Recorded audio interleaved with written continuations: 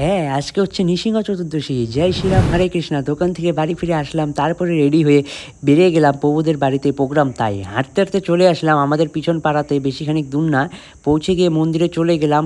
এখন অনেক দেরি আছে, সবাই রেডি হচ্ছে, সব কিছু করছে। মৃদঙ্গ আনতে ভুলে গেছি, তাই আমি আর গোপন প্রভু আবার চলে গেলাম মৃদঙ্গ আনতে আমাদের বাড়িতে। রাস্তা দিয়ে একটু ঘোরাঘুরি করে সন্ধ্যা আরতির টাইম হয়ে গেল, প্রায় চলে গেলাম। তারপরে সন্ধ্যা আরতি শুরু হয়ে গেল।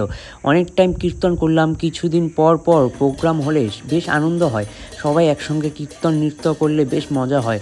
সন্ধ্যা আরতি শেষ করতে তারপরে নৃসিংহদেবের শ্রীচরণে 108টি তুলসীপত্র আর গোলাপ ফুল অর্পিত করা হলো। তারপরে বিশেষ আরতি করে পুষ্পাঞ্জলির জন্য রেডি হয়ে গেলাম। তারপরে ওয়েট করতে করতে পুষ্পাঞ্জলির জন্য ফুল নিয়ে নিলাম। তারপরে সবাই একসঙ্গে মিলে একসাথে অঞ্জলিটা দিয়ে নিলাম। তো নৃসিংহদেবের চরণে ফুল দেওয়ার পরে আমি এক গ্লাস কম কম খেয়ে আমার উপাস ভেঙে নিলাম। তারপরে আসে আসল আনন্দ, যখন একসঙ্গে সবাই প্রসাদ পায়। দেখা হচ্ছে পরের ব্লগে। আজকের জন্য বাই বাই।